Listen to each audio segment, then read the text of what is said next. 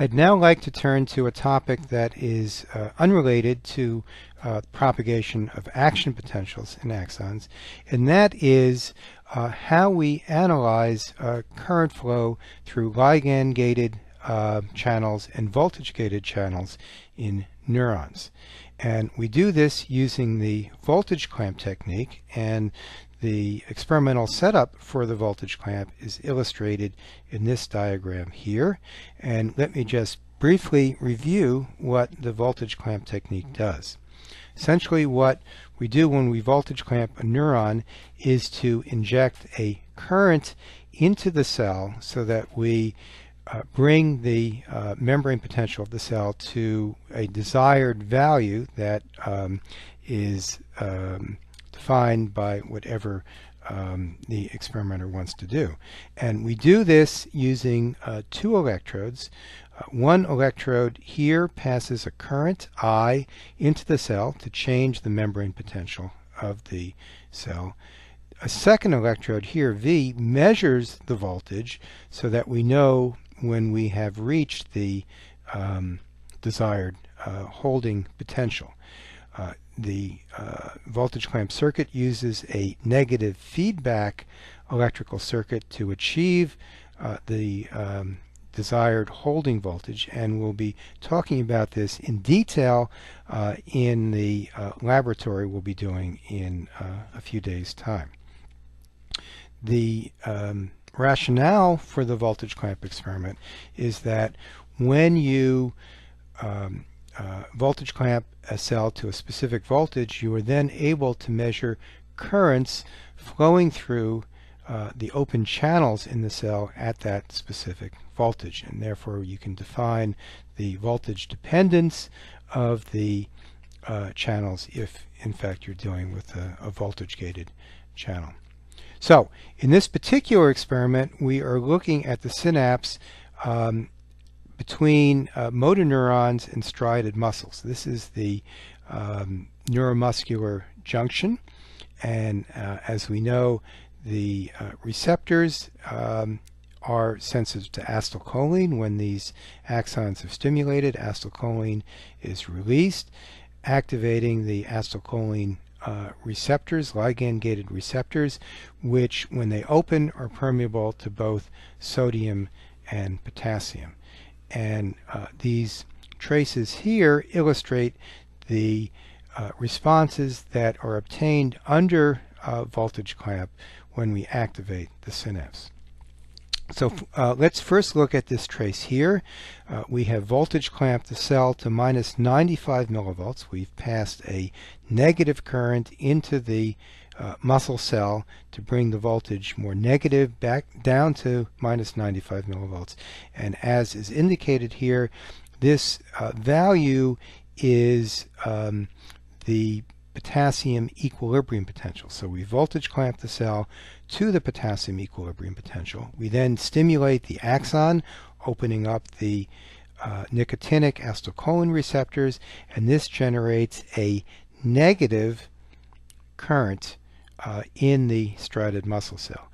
Now, as I've indicated in a previous lecture, by convention, voltage clamp shows an influx of positive charge into the cell as a negative current. And indeed, what's happening here is that when we activate the synapse, we open up the acetylcholine receptors and sodium flows into the cell. There's a large driving force for sodium into the cell. There's more sodium outside than inside. That causes sodium to flow in. Also, the cell is negative. That attracts the positive sodium, and that also causes sodium to flow in. However, we see that there is no net flux of potassium. Even though these ligand-gated receptors are permeable to potassium, we're sitting at the potassium equilibrium potential, so there's no net flux of sodium across the cell. If we go to the opposite extreme and depolarize the muscle cell to plus 65 millivolts, this is the sodium equilibrium potential, and when we stimulate the synapse, we now see that there's a large positive current that's generated. And this is due to the efflux of potassium. There's a large driving force for potassium outwards. Potassium is at a higher concentration inside the cell than out. This drives potassium out. And also the inside of the cell is positive. That will repel the positively charged potassium, driving it out of the cell. So the result is we have a large efflux of potassium. There is no flux of sodium, however, because we're at the sodium equilibrium potential.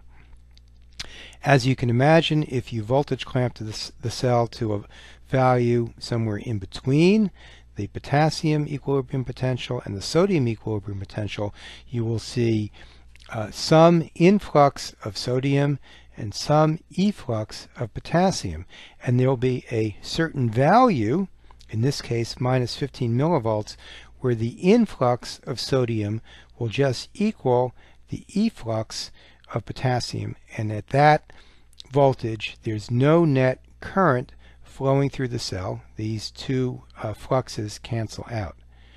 This voltage is termed the reversal potential of the synaptic potential, because the polarity of the current flowing across the cell membrane reverses from a negative to a positive current at this value. This is the reversal potential, and as you can imagine, it depends on the relative permeability of the acetylcholine receptors to sodium and potassium. And if we know the permeabilities, the relative permeabilities of the channel to sodium and potassium, we can calculate what the reversal potential will be based on the Goldman-Hodgkin-Katz equation.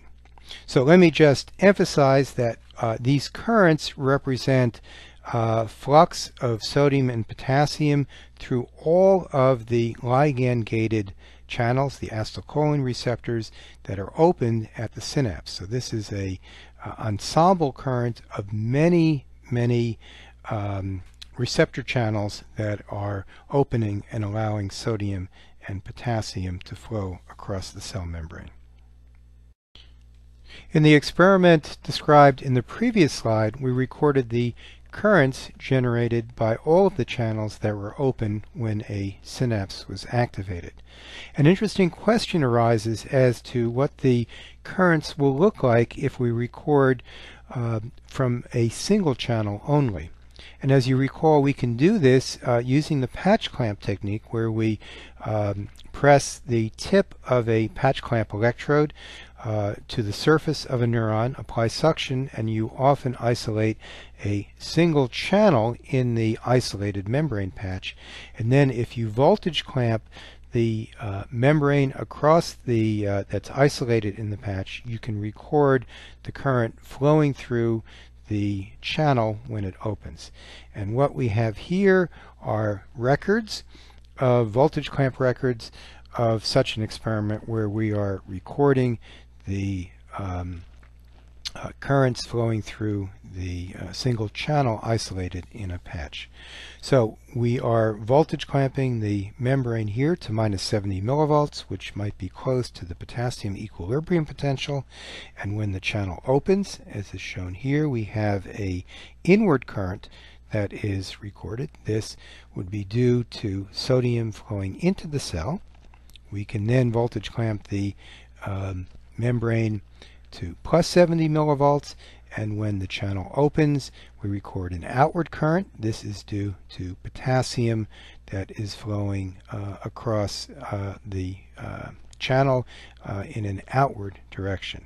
And just as in the previous experiment, if we choose an intermediate value to voltage clamp the membrane patch to, we see that the current is very small, and indeed goes to zero if we were exactly at the reversal potential. So we can define a reversal potential for a single channel just as we can for synaptic current.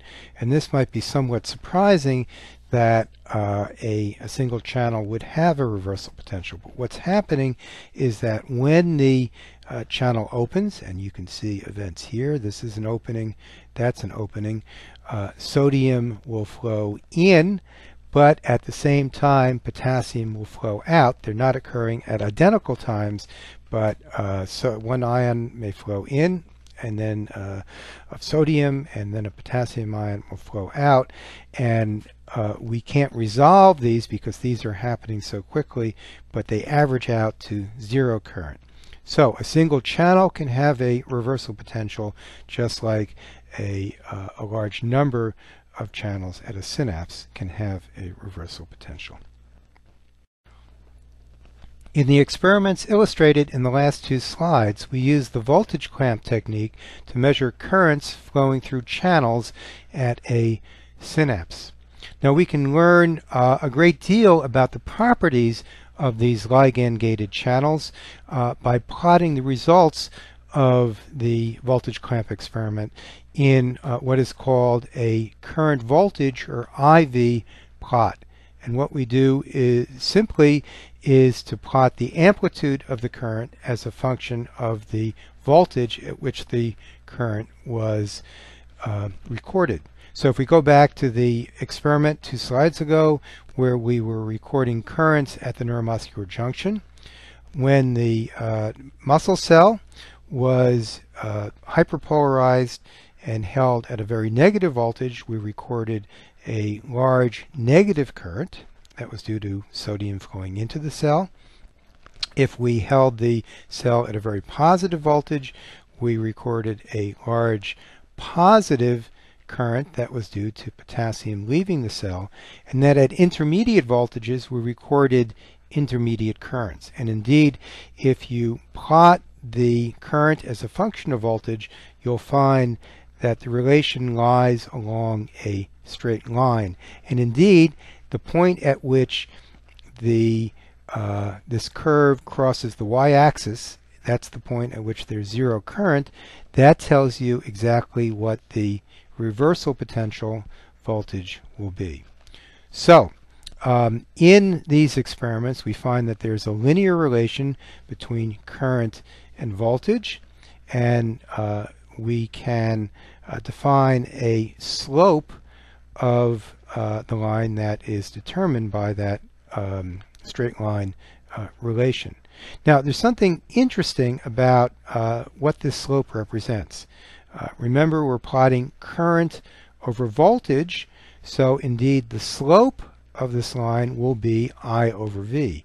And if we go back to Ohm's law, we find that I over V equals conductance. So in fact, we can determine the conductance of the membrane when all of the channels were open simply by measuring the slope of this relation. That tells us what IV equals, and that tells us what the conductance of all of the open channels will be. In a similar way, we can analyze the experiment from one slide ago, which showed currents flowing through a single channel, and plot the currents flowing through the channel when the channel was open as a function of voltage. And I think you can see that you will obtain a very similar straight line relation. And once again, the slope tells us what the conductance of the membrane was when the channel was open. But in this case, since the current is generated by a single channel only, the slope tells us what the conductance of that single channel was. We have measured the unitary conductance of the channel simply by conducting a voltage clamp experiment and plotting the currents when the channel was open as a function of voltage.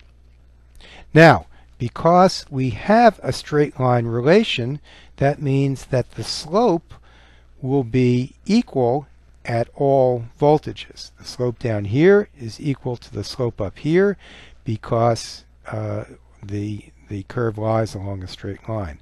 This means that the conductance of the channels that are open is a constant. It doesn't depend on the voltage, and therefore these channels are voltage independent. And we knew that because these channels were opened by acetylcholine. These are ligand-gated receptors, and once the channel is gated open, the conductance of the channel, the size of the channel pore, doesn't change no matter what the voltage is. So by plotting out an IV relation, and if we find that the relation is a straight line, that tells us that the channels are voltage independent.